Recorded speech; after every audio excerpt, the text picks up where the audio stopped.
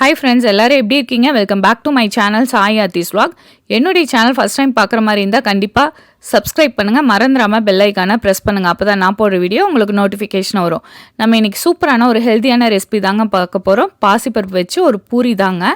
இதுக்கு 1 கப்பு நான் கோதுமை மாவு எடுத்திருக்கேன். அதுக்கு 1/4 கப்பு நீங்கள் பாசிப்பருப்பு எடுத்துக்கோங்க. பாசிப்பருப்பு வந்து வறுக்க தேவையில்லைங்க.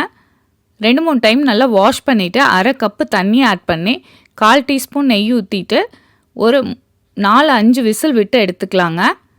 பாருங்கள், பருப்பு நல்லா வெந்துருச்சு. இந்த மாதிரி நல்லா வெந்திருக்கணும். ஸ்மாஷர் வச்சு நல்லா ஸ்மாஷ் பண்ணி விடுங்க. இல்லைன்னா மிக்ஸி ஜாரில் ஆட் பண்ணிவிட்டு ஒரு பல்ஸ் போட்டு எடுத்துக்கலாங்க. ஆற வச்சுட்டு மிக்ஸி ஜாரில் போடுங்க. இது லஞ்ச் பாக்ஸ்க்கு கொடுக்கலாங்க. மதியான டைமில் நல்லா ட்ரை ஆகாமல் இருக்கும்.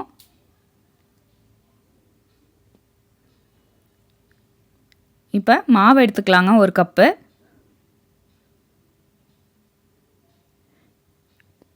நான் வந்து மிக்ஸி ஜாரில் ஒரு பல்ஸ் போட்டு தாங்க எடுத்திருக்கேன். அதையும் இதில் ஆட் பண்ணிக்கலாம். தேவையான அளவு உப்பு ஆட் பண்ணிக்கிங்க.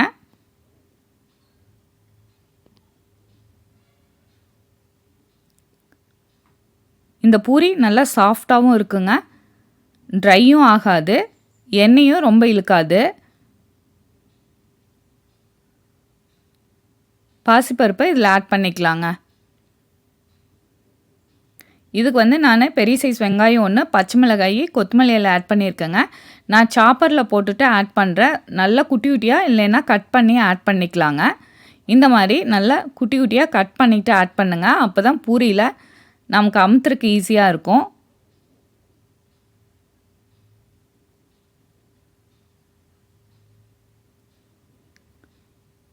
எண்ணெய் 1 ஸ்பூன் ஊற்றிக்கலாங்க. நான் வந்து எள்ளு 1 ஸ்பூன் ஆட் பண்ணுறேன். நீங்கள் ஜீரகம் கூட ஆட் பண்ணலாம். இது ரெண்டுமே ஆப்ஷனல் தாங்க. நல்லா மிக்ஸ் பண்ணி விடுங்க.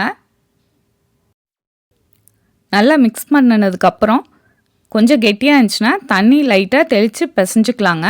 நம்ம எப்போவுமே பூரி மாவுக்கு பிசைகிற மாதிரியே இதையும் பிசைஞ்சு எடுத்துக்கலாம்.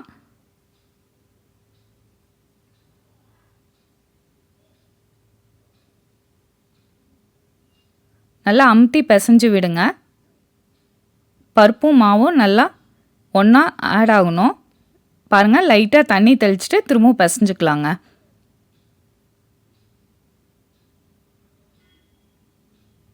பாருங்கள், இந்த மாதிரி நல்லா பிசைஞ்சு வச்சுக்கோங்க. கையில் லைட்டாக எண்ணெய் தடவிட்டு மாவில் தடவி ஒரு 10 நிமிஷம் ரெஸ்ட் விட்டுடலாங்க. பாருங்கள், கையில் ஒட்டாமல் எவ்வளோ சூப்பராக வந்துருச்சுன்னு.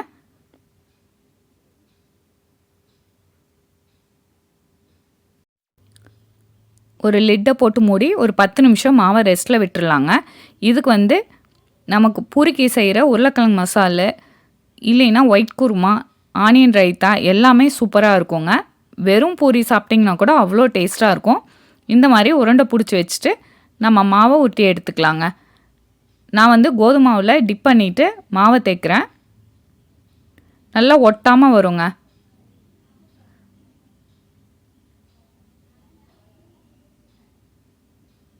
பாருங்கள், ரொம்ப மெல்லிசாக தேய்க்க வேண்டாங்க. இந்த மாதிரி தேய்ச்சி எடுத்துக்குங்க.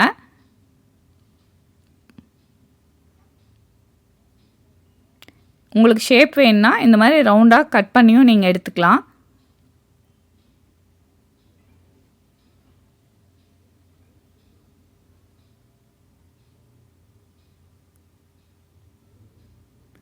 ஒரு கடாய் வச்சுட்டு எண்ணெய் ஊற்றிட்டு எண்ணெய் நல்லா சூடானதுக்கப்புறம் பூரி போட்டு எடுத்துக்கலாங்க. எண்ணெய் வந்து நல்லா சூடாகணும்.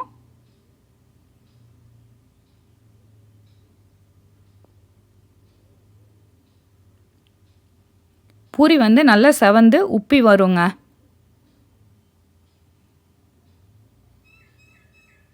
பாருங்கள், பார்க்குறக்கு எவ்வளோ சூப்பராக இருக்குன்ட்டு. இது நீங்கள் மத்தியானம் வரைக்கும் வச்சுருந்தீங்கனாலும் இதே மாதிரி தாங்க இருக்கும். அவ்வளோ சாஃப்டாக இருக்கும்.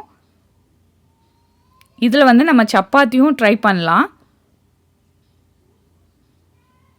சப்பாத்தி நல்லா உருட்டிட்டு தோசை தவாவில் போட்டு எடுத்துக்கலாங்க. மீடியம் ஃப்ளேமில் வச்சு நல்லா வேக விடுங்க சப்பாத்தியை. சப்பாத்தியும் நல்லா சாஃப்டாக இருந்துச்சுங்க. நான் இன்றைக்கி ஒயிட் குருமா ஆனியன் ரைத்தாவோட சர்வ் பண்ணுறேன். கண்டிப்பாக இந்த ஹெல்த்தியான பூரி சூப்பராக இருந்துச்சு.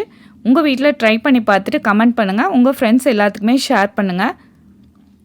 என்னுடைய channel Sai Aarthi's vlog like பண்ணுங்கள், ஷேர் பண்ணுங்கள், சப்ஸ்கிரைப் பண்ணுங்கள். மறந்துடாமல் பெல் ஐக்கானை ப்ரெஸ் பண்ணுங்கள். அப்போ தான் நான் போடுற வீடியோ உங்களுக்கு நோட்டிஃபிகேஷனாக வரும். என்னுடைய சேனலில் நிறைய ஹெல்த்தியான ரெசிபீஸ், இன்ஸ்டன்ட் ரெசிபி எல்லாம் இருக்குது. ப்ளேலிஸ்ட்டில் போய் செக் பண்ணி பாருங்கள். லஞ்ச் பாக்ஸ் சீரியஸும் இருக்குது. கண்டிப்பாக ட்ரை பண்ணி பாருங்கள். தேங்க்யூ.